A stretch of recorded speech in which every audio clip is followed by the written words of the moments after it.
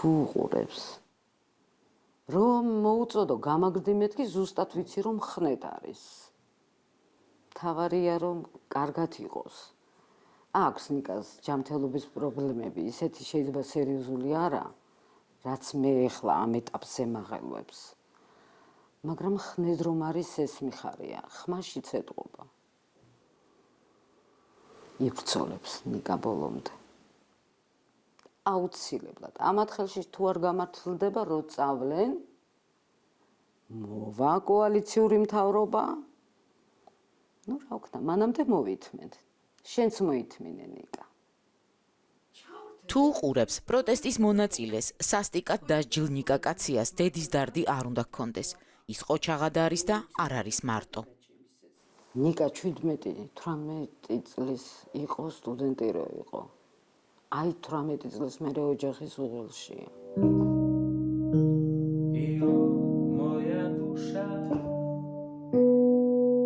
პირველ კურსის სტუდენტი მუშაობდა ხანსად იმიტომ რომ უმცროსი შვილი სკოლის პატარა იყო სკოლის მოწაფე იყო და ეს უნდა დაგვეყენებინა ფეხზე ფიქრობ ნიკას არ უყვარს ამ სიტყვას რო ვამბობ მაგრამ ცხოვრებამ დაჩაგრა ძალიან დაჩაგრა იმიტომ რომ ნიკას ხელა ბიჭები საწასულიყვნენ სადესერინად დროსად გაეტარებიდა ნიკამ მაგისთვის არ ეცალა ჯერს უსწავლობდა მაშინ 5 ბალიანი სისტემა იყო და 5-იანის გარდა ნიკასთვის არ არსებობდა ნიშანი სხვა ნიშანი ნიკას არ არსებობდა არც მიუღია ინსტიტუტით წითელ დიპლომზე დაამთავრა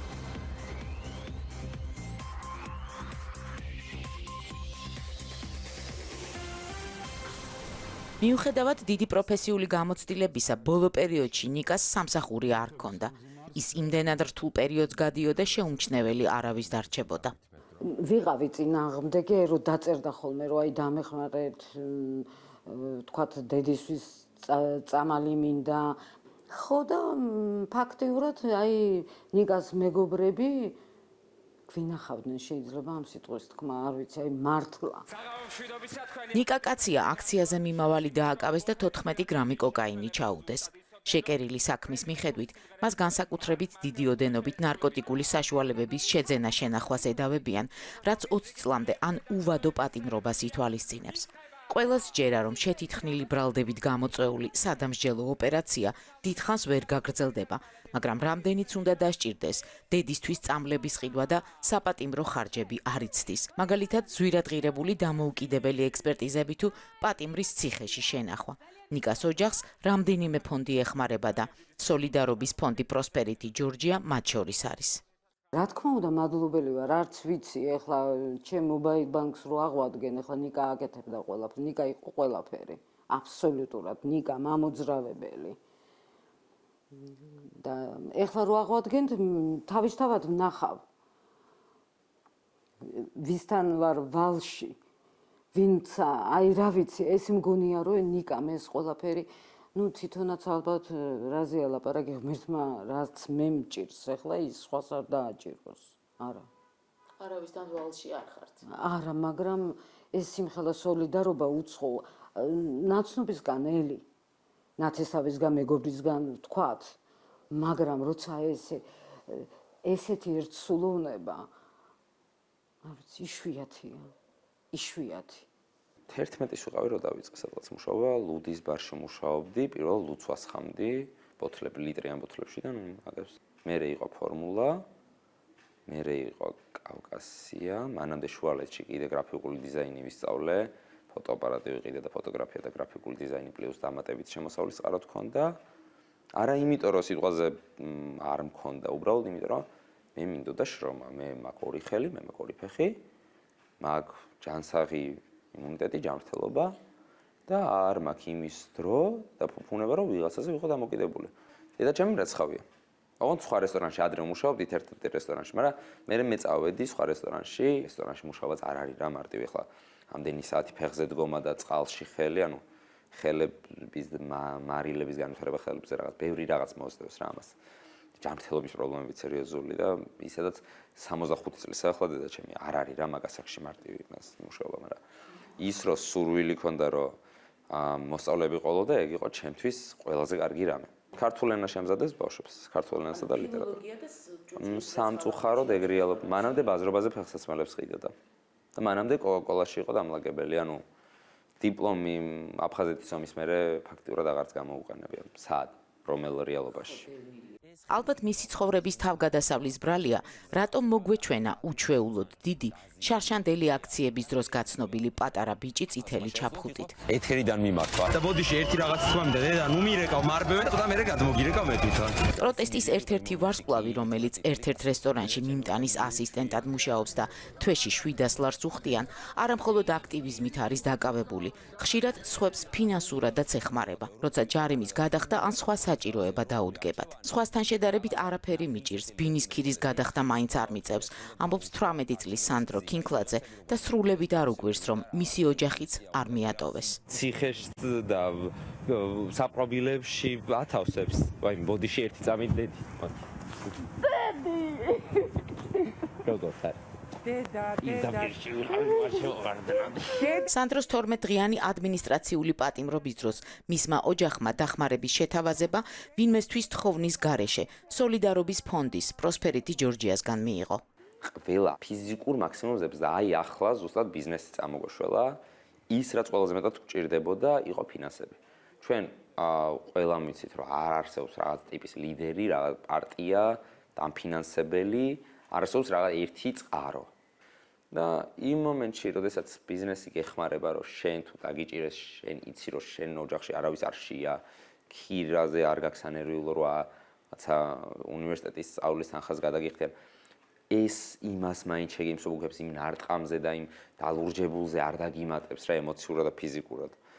და კი, აი ეს იყო, რაც ალბათ ბოლო კომპონენტი იყო, რომ აი რაღაც საფიქრელის შემცირება, იქ რა თქმა უნდა ვერ შეამცირებს საფიქრელს და ლაღად ვერ იდგები რა, აი სულ ნერვიულობ, სულ შფოთი გაქვს, მაგრამ ზურგი ყავს უკან რო გაიხედები, ზუსტად ეგა რაოდენობრივად მარტოს რო ვიდგე რუსთაველზე ისე იგივე ენერგიით ვიქნები, მაგრამ უკან რო ვიხედები სიამაყით და ვიცი რომ მე თუ დამიჭირეს ჩემს უკან კიდეა ხალხი და მე არ ვარ ბოლო და ჩემი მეგობრები ზუსტად იგივეს რო ფიქრობენ, მე თუ დამიჭირეს აკაურობ არც არიელდება, იმიტომ რომ ყველა ხო ჩვენი გადმოსახედიდან უყურებთ რეალობას.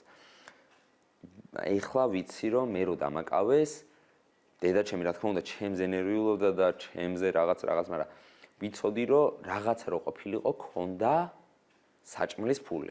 მარტო ცხოვრობ? მე ჩემი და ჩემი 4 ფეხა მეგობარი. ჩემი დაც ჩემს აეროპორტში მუშაობდა და ერთი თვის წინ მანაც დატოვა სამსახური. 32 წლის პატრულ ინსპექტორი გიორგი გოგინაშვილი, როგორც თვითონ უწოდებს, ქვეყნის კარიბჭეს იცავდა. თბილისის საერთაშორისო აეროპორტის მესაზღვრე კონტროლიორმა პოლიციის რიგები ქვეყანაში მიმდინარე ამბების გამო დატოვა. ვიდრე მისი გათავისუფლების პატაკზე მინისტრის ხელმოწერა არ იქნება, პოლიციელად ითვლება. პოლიტიკური განცხადებები და შეკრება მანიფესტაციებში მონაწილეობა ეკრძალება. ამიტომ თითქმის ყოველ საღამოს რუსთაველზე სეირნობს. ახლა რას აპირებთ? იცით რა? იცით რა არის, ანუ მაგ სამსახურიდან რაც განცხადება დავწერე წამოსვლასთან დაკავშირებით, აღმოაჩინე რომ უამრავი სამსახური არსებობს, სადაც შემიძლია დასაქმება. როცა მუშაობ ისეთ გარემოში, სადაც გიწევს ღამეების თენება, ხარ სტრესულ გარემოში, გარესამყაროს ფაქტიურად გამოთიშული ხარ და ფიქრობ რომ მხოლოდ აქ შეგიძლია მუშაობა, სადაც იმ წუთას ხარ. სამსახურიდან წამოსვლის მერე უამრავი ჩემი მეგობარი დამიკავ, ნუ არაერთი ჩემი მეგობარი დამიკავშირდა და მითხრა რომ შეეძლო ჩემი დასაქმება, იმაზე მეტად ანაზღაურებად ხელფასზე ვიდრე აქამდე მუშაობდი და გარდა ამისა დამიკავშირდა მაგალითად ეხლა უახლოეს მომავალში რაც იქნება, შემეხმიანე გილაურის ფონდი, რომელმაც მითხრა რომ 3 თვის ხელფასს გადამიხდიან და როცა ოფიციალურად დაუფიქსირდები რომ წამოვედი, ну, ეგ დაფინანსებაც მექნება. ლიფტიდან გამოსვლის შემდეგ, როდესაც უშუალოდ ამ კიბეს მოვახლოვდით, დაახლოებით იქ, სადაც დათვის თანამშრომელი ზის, შევნიშნე 5-7 ადამიანი ნიღბებით, შავებში ჩაცმული და მათი გარჩევა, ну, მოკლედ თითქმის შეუძლებელი იყო ან სპეცრაზმელისგან, ან პოლიციელისგან და ჩვენ ვიფიქრეთ, რომ ესენი პოლიციელები იყვნენ და მიდიოდნენ ზემოთ მე-6 სართულზე კოალიციის ოფისთან, მაგრამ მათი რაოდენობა იმდენად იზრდებოდა, რომ აი აქ როცა ვიდექი მივხვდი რომ რაღაც ცუც ქონდა ადგილი. დუტა პეტრიდისი იმ სამ ადამიანს შორის იყო, ვისაც შავრაზმელთა დიდი ჯგუფი ბესიკის ბიზნეს ცენტრის ფოიეში თავს დაესხა და სასტიკად სცემეს. დუტა კლინიკაში სასწრაფომ გადაიყვანა. დაჟეჟილობებისა და ტვინის შერყევის გარდა ხერხემლის ტრავმა აღმოაჩნდა, რომლის რეაბილიტაცია მას სოლიდარობის ფონდმა დაუფინანსა. პირველივე წამიდან მე არც ერთი წამით თავი მარტო არ მიგრძნია, ანუ როცა გახდა საჭიროება აქეთ იყო შემოთავაზებები, რომ თუ რამე დაგჭირდა დუტა ჩვენ შენს გვერდით ავართ, შენ არ ხარ მარტო, მადლობა ყველაფრისთვის და ეს იყო, არ ვიცი, ჩემთვის ძალიან მნიშვნელოვანი და უკვე, როდესაც უშუალოდ დამჭირდა, როდესაც უკვე ეს თანხა ჩემი რეაბილიტაციისთვის საჭირო გახდა, უკვე საქმეში ვნახე მათი დახმარება და ეს ჩემთვის კიდევ უფრო სასიამოვნო იყო და მინდა გითხრათ, რომ ამ პროცესების ფონზე ჩვენ ბევრ რაღაცაზე ვთქვით უარი. რეალურად მთელი ღამეები, დღეები გავართ რუსთაველზე. ჩვენ მოვწყდით საკუთარ ოჯახებს, ჩვენ მოვწყდით საკუთარ სამსახურებს. ზოგი გაიფიცა, ზოგი იმ რაოდენობით ვეღარ მუშაობს და მადლობა ღმერთს და მადლობა ყველას, რომ მსგავსი ფონდები არსებობენ და არსებობს გილაურის ფონდი, რომელიც ასე აქტიურად უჭერს ბრძოლის ველზე მყოფ თითოეულ, მოდი ესე დავარქვევ, ქართულ ჯარისკაცს, რომელიც ქვეყნის ევროპული მომავლისთვის იბრძვის. სოლიდარობის ფონდი სულ რამდენიმე დღის წინ ნიკა გილაურის ინიციატივით დაარსდა. მისივე საბაზისო 100,000 ლარიანი შეწირულობის შემდეგ კი ფონდს პირველი ბიზნესი შეუერთდა. თავისუფალი ხალხის ორბორბლიანი ტრანსპორტის დილერმა ფონდში 10,000 ლარი გადარიცხა. სკუტს 8 წელია ყოველდღიური გადაადგილების საშუალებები, სკუტერები, მოტოციკლები შემოაქვს, ასევე მათი აქსესუარები, რომლებიც მეორე წელია წინააღმდეგობის აქსესუარებადაც იქცა და პროტესტის არაერთი მონაწილე თავის ტრამპას გადაარჩინა. მიუხედავად იმისა, რომ სოლიდარობის მოძრაობაში მონაწილეობა ყველას ანონიმურადაც შეუძლია, მათ საჯაროობა აირჩიეს. ამ გადაწყვეტილებით და ამ გადაწყვეტილების მათ შორის საჯაროდ და ეს ხმამაღლა თქმით გვინდოდა რომ რაღაც ერთის მე დროშეები ვყოფილიყავით ამ სოლიდარობის ფონდში რომ ბევრი ბიზნესი გაერთიანებულიყო და შემოგვერთებოდა და თვითონ აი ამ განაცხადსაც თავისი ძალა ჰქონდა რა. ბოლო პერიოდში საქართველოში განვითარებულმა მოვლენებმა დაგვანახა რომ საზოგადოება არის ერთიანი, საზოგადოებაში არის ძალიან მაღალი პროტესტი და ასევე ძალიან დიდი სურვილი რომ გვერდში დაუდგეთ იმ ადამიანებს, რომლებსაც ასე სასტიკად გაუსწორდა რეჟიმი. სწორედ ამიტომ გადავწყვიტეთ შეგვექმნა ფონდი, რომლის მთავარი ფუნქციაც იქნებოდა ამ ადამიანების დახმარება. ჩვენ აშკარად ვხედავთ დღეს ქართული საზოგადოების ერთიანობას და ქართული ბიზნესის ერთიანობასაც. ჩვენ ვხედავთ როგორ იბადება ახალი საზოგადოება, ევროპული საზოგადოება. სწორედ ეს ერთობა ჩვენი საზოგადოების, ბიზნესის, არასამთავრობო ორგანიზაციების არის გამარჯვების საწინდარი. სოლიდარობის ფონდი პროსპერიტი ჯორჯია ითვალისწინებს საქართველოს თავისუფლების და ევროპული მომავლისთვის ბრძოლაში მონაწილე დაზარალებული ადამიანებისთვის მკურნალობა რეაბილიტაციას, მათი ოჯახების დახმარებას, სასამართლოების მიერ დაკისრებული ადმინისტრაციული ჯარიმების გადახდას და კომპენსაციებს საჯარო სამსახურიდან საკუთარი პოზიციის გამოხატვის გამო გათავისუფლებულებისთვის. თითქოს უფრო ისე არის, რომ ბიზნესი ჩუმად არის, თავისთვის რაღაც თავის საქმეს აკეთებს და შოულობს ფულს, მაგრამ ესეც ცოტა რაღაც ესეთი საბჭოთა თუ მოძველებული მიდგომა არის, იმიტომ რომ ბიზნესის ხმაც უნდა ისმოდეს ქვეყანაში და თავისი როლი უნდა შეიტანოს და ჩვენი როლი აი ამ მასში მივიჩნიეთ, რომ აი ამ რაღაც თანხით 10,000 ლარი რაც გადავრიცხეთ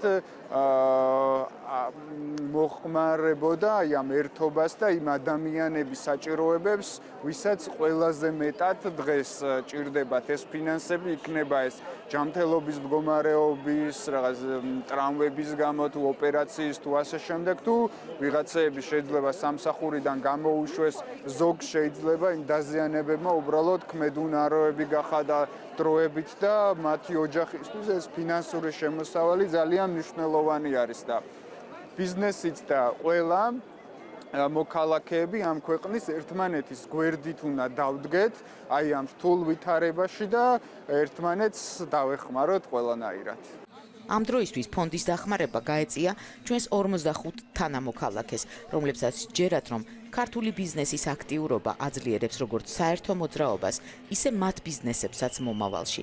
რამდენადაც შორს აღარ არის დრო, როდესაც საყიდლებზე წასული ადამიანი ფულის გადახდამდე იკითხავს, სად იდგა ესა თუ ის კომპანია მაშინ, როდესაც ქვეყნის ბედი წყდებოდა, ვის ზურგს ამაგრებდა მაშინ. რა თქმა უნდა ბიზნესის კერძო სექტორის გვერდში დგომა სჭირდება ხალხს, მაგრამ კერძო სექტორს უფრო მეტად სჭირდება ხალხი. ბიზნესი ხალხის გარეშე ფულს ვერასდროს ვერ იშოვის და თავარია მორალურად სწორ მხარეს დადგნენ, აკეთონ ის რისიც სჯერავთ და ბოლომდე მიყვნენ თავიანთ რწმენას ამ მხრივ და როცა მორალურად სწორ მხარეს დადგები, ანუ ფინანსები ბიზნესისთვის მეორე პლანზე ინაცვლებს, მაგრამ საბოლოო ჯამში აღმოაჩენს, რომ სწორ მხარეს ყოფნისას უფრო მეტი მოგება ნახა ფინანსური, არა მარტო მორალური, არამედ ფინანსურიც. იმიტომ რომ საბოლოო შედეგი მაინც ეს არის, რომ ყოველთვის გიფასდება სწორ მხარეს ყოფნა.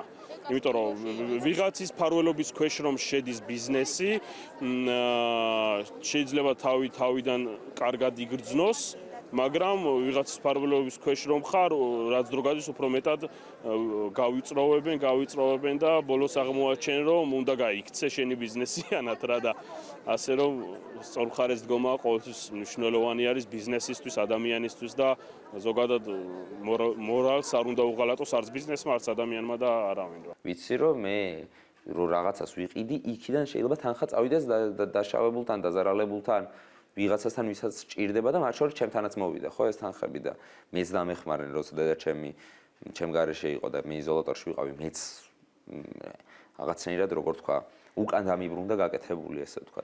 თუ ვიცი რომ ჩემი გადახდილი ლარიდან 10 თეთრი ისე იმ ხალხს მოხმარდება, ვისთან ერთადაც მთელი დღე და ღამე ვარ, რა თქმა უნდა იქ შევალ და ყველა ასეა. მე ვიცი რომ აქციაზე რო გავალ, თუ სახლში ჭამას ვერ ვასწრებ, იქ შევჭამ, კაი იქ ხაჭაპურს მოიტანს ვიღაც, ვიცი რომ всё არ მომშივდება. წყლის ჭაულში რომ მოვყვები, ვიცი რომ გადავალ 5 მეტრით უკან და რომელიღაცა ტანსაცმლის მაღაზიას თბილი ტანსაცმელი აქვს და მე ჩემს ველს მივწემ გააშრონ და სხვა შეაცვან. ანუ ვიცი რომ მე რო იქ გავალ, არ მექნება ზუსტად საფიქრალი. რომ ვაიმე. ქართული ესრემის თავარი პრობლემა ის რომ ყველა თავის საქმეს აკეთებს. მე ვარ ჩემს სფეროში კარგი, ბიზნესი თავის საქმეს აკეთებს იდეალურად, ის ვინც დღეს ჩვენთან არის. და ზუსტად ეს უქმნის პრობლემას, რომ ყველა თავის საქმეშია. ბიზნესი საერთო ფორუმში დიდი ენთუზიაზმით ჩაერთო. თანხამ სოლიდარობის ფონდის ანგარიშზე ამ დროისთვის $9 მილიონ გადააჭარბა. შეწირულობის მიღება გრძელდება და ის შესაძლებელია როგორც საჯაროდ, ისე ანონიმურადაც.